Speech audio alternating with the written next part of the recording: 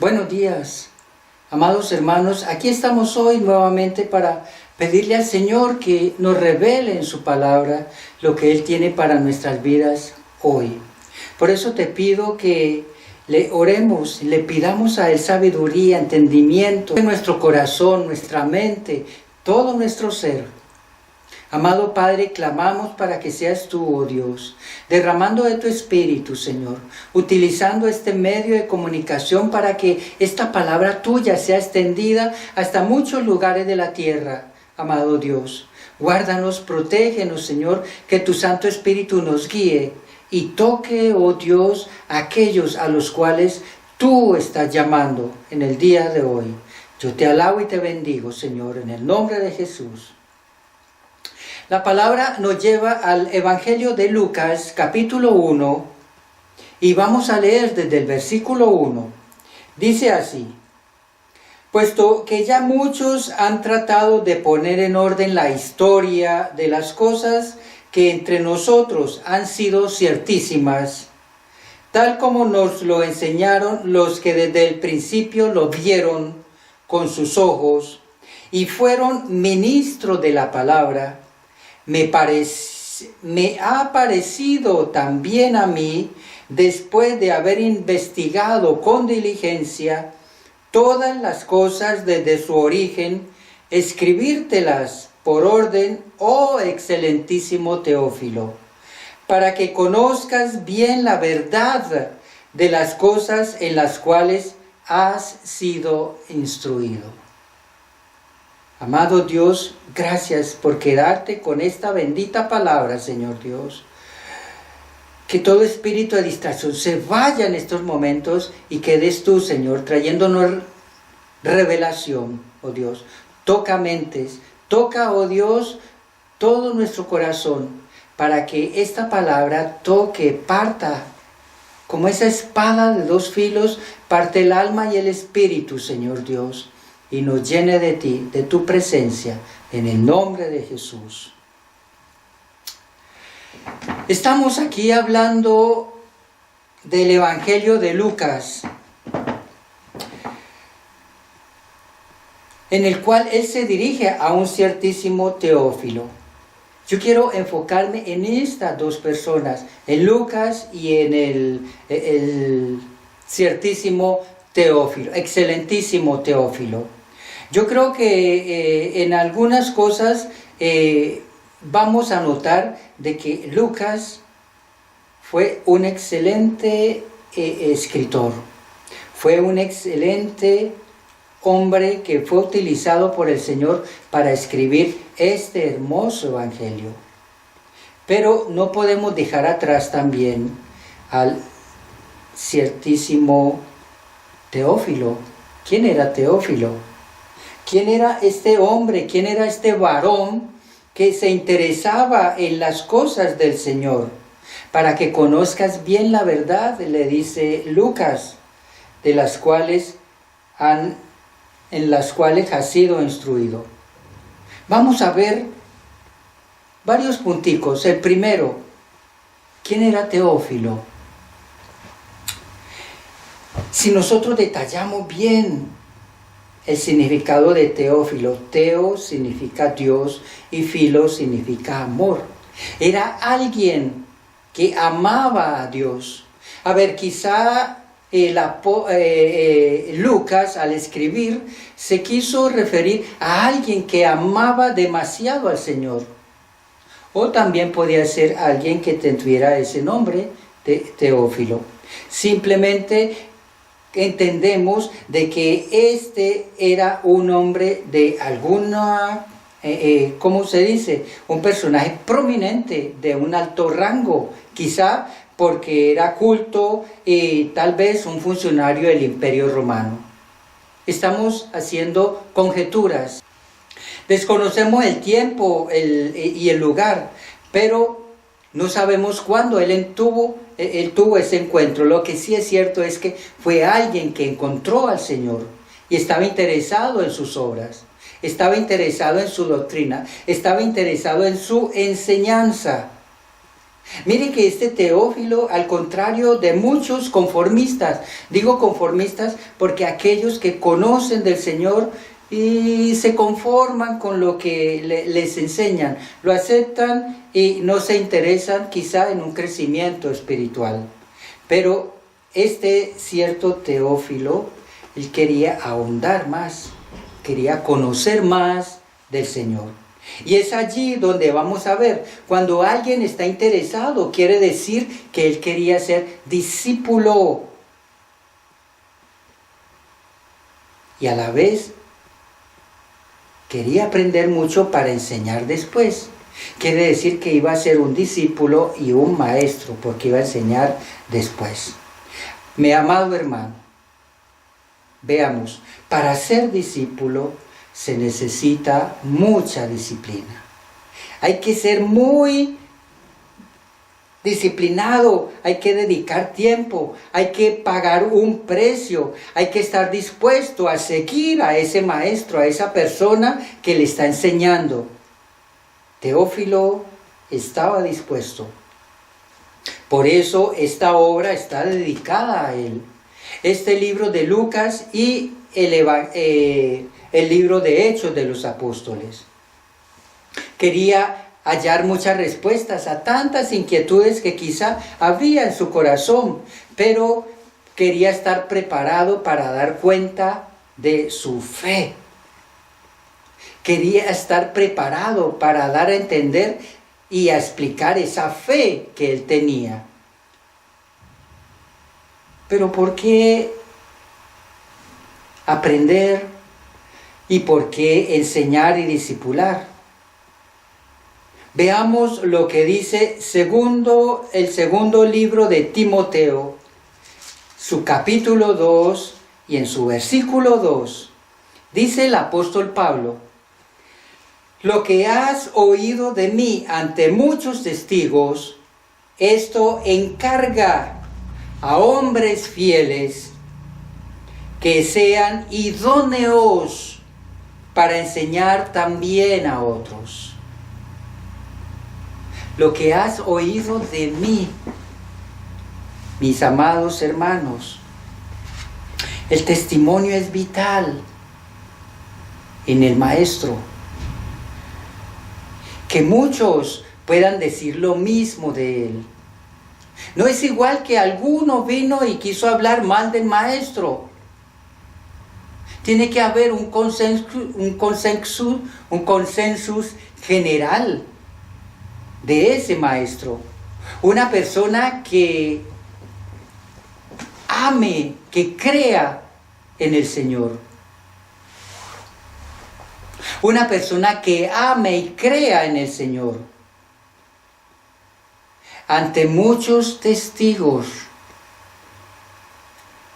que sea fiel e idóneo. La fidelidad es tan importante en un discípulo, es tan importante en una persona, es tan importante en aquel que quiere aprender y es tan importante en aquel que quiere enseñar. Porque la fidelidad te da a entender a ti qué clase de persona eres tú. Recuerda que el Señor dice: en lo fiel, en lo poco me fuiste fiel, en lo mucho te pondré. En lo poco me fuiste fiel, en lo mucho te pondré. La fidelidad es esencial. La fidelidad indica respeto, indica amor, indica compañía. La fidelidad indica admiración. La fidelidad indica ese deseo de aprender y de enseñar las cosas tal y cual como son. Ese era el deseo del cierto Teófilo, mi querido hermano. Teófilo era el nombre, pero llegó a hacer honor a su nombre. Les decía ahora que Teo significa Dios y Filo significa amar. Uniendo significa amar a Dios, la palabra Teófilo. Mi amado hermano, yo te pregunto, es que verdaderamente tú amas a Dios.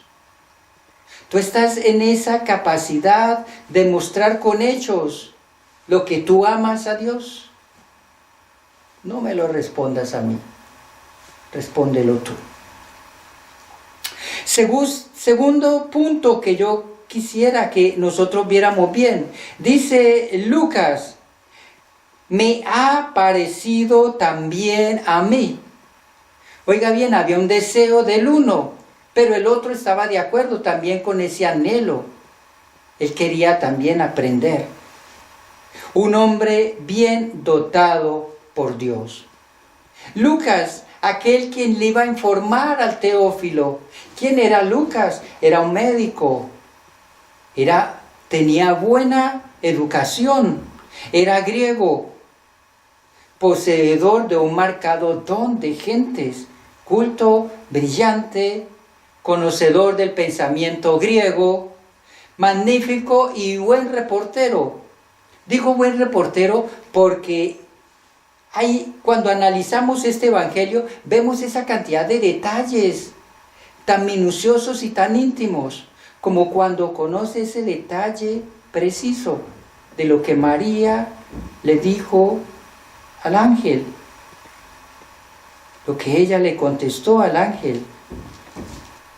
Mi espíritu se regocija en Dios, mi Salvador, porque ha mirado la bajeza de su sierva, pues he aquí, desde ahora me dirán bienaventurada todas las generaciones. Esa mujer, esos detalles que escribe Lucas, únicamente se los ha podido decir alguien, y esa fue directamente María. Yo recuerdo en alguna de las lecturas de que Lucas estuvo un tiempo cerca a María, casi 2 años. Ahí le pudo indagar, ahí se pudo instruir de muchas cosas que él le preguntó a María sobre la vida de Jesús. Ahora, además de esto, Lucas tenía que ser un conocedor del Evangelio, de la palabra de Dios, un conocedor de Dios, un conocedor de Cristo. ¿Cuándo empezó? No lo sabemos. Lo único cierto, mi querido hermano, fue que ocurrió. Y eso le cambió la vida. ¿Por qué? Porque él era médico, mi querido hermano, un médico. Pero él prefirió las cosas del Señor que su medicina, que su carrera profesional. Él le confió lo que tenía, su saber. Él le confió al Señor todo y lo puso al servicio de Él. Dejó sus comodidades, dejó quizá dinero, era médico, imagínense, le pagaban bien, un futuro brillante. Pero como hoy en día nos dicen a nosotros, cuando entregamos las cosas, cuando nos entregamos verdaderamente a Dios, nos dicen, usted está loco. ¿Estás loco? ¿Qué te pasa? Pero eso, mi querido hermano, eso Lucas lo inmortalizó. Lo convirtió en un gran consejero espiritual, porque recuerden que Lucas estuvo con el apóstol Pablo. Dice en el capítulo 4 de la segunda carta a Timoteo, capítulo 4, versículo 11, dice, solo Lucas está conmigo, toma a Marcos y tráele contigo, porque me es útil para el ministerio. Lucas acompañó a Pablo. Y recuerden que Pablo no la pasó muy bien en sus últimos días. Se encontraba prisionero y esta carta, la segunda carta, fue la última que escribió Pablo. Él ya estaba encarcelado, pero Lucas estaba allí, mi amado. Lucas se inmortalizó porque utilizó bien la influencia que él tenía. Él conoció a Pedro, quizá también, a Felipe y al mismo Pablo, a María. Lucas se instruyó muy minuciosamente de las cosas que él iba a escribir. Y todo lo escrito fue inspirado por el Espíritu Santo. Él tenía su instrucción, pero él fue inspirado por el Espíritu de Dios. Ahora él puso sus muchos talentos al servicio de Dios. Mire, ese hombre, Lucas, era un hombre creativo, pensador, gran organizador y una persona muy disciplinada. Ese libro de Lucas y el Hecho de los Apóstoles indican que Lucas era un gran investigador, era objetivo y muy honrado. Ahora, mi querido hermano, todo eso él lo puso al servicio del Señor. Él abandonó todo lo anterior, toda su vida anterior la abandonó y puso todo al servicio del Señor.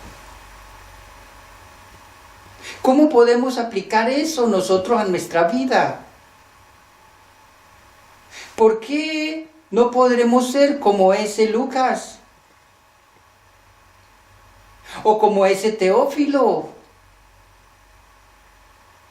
Teófilo fue un creyente. Creamos bien, creamos firmemente en las cosas del Señor. Amemos a Cristo, entreguémonos a Él. Seamos sus discípulos. O también seamos como Lucas, mi querido hermano. Utiliza esas cualidades, todos esos dones, todos esos talentos que el Señor te ha dado. Utilízalos para su servicio. Antes de Cristo, ¿qué hacías? Pues mi amado, utiliza eso que hacía antes si es benéfico para la obra de Cristo. Porque recuerda que muchas cosas que nosotros ya dejamos en el pasado, esas cosas viejas pasaron, dice la palabra en 2 Corintios 5:17. De modo que si alguno está en Cristo, nueva criatura es. Las cosas viejas pasaron, todas son hechas nuevas. Nosotros somos nuevas criaturas, mi querido hermano. Dios te ha dotado para glorificar a Dios. Esos talentos que el Señor te dio, pongámoslos al servicio de Él. Dejemos de ser egoístas. Trabajemos con eso en las cosas del Señor. Seamos esos hombres y mujeres útiles en las manos del Señor. Seamos útiles a la causa, seamos útiles al Evangelio, seamos útiles a la iglesia de Cristo. Seamos útiles, mi amado, porque el Señor ahora anda buscando esos hombres y esas mujeres dispuestos para trabajar en su obra. La mies es mucha, pero los obreros somos pocos. Se necesitan obreros. Y un obrero quiere decir que es obediente a un superior. Nosotros debemos oír la palabra de Dios y aplicarla. No seamos simples oidores. El Señor nos está llamando a formar ese ejército que Él está conformando. Seamos hombres y mujeres útiles a la obra de Cristo, a la obra del Señor. Dios te está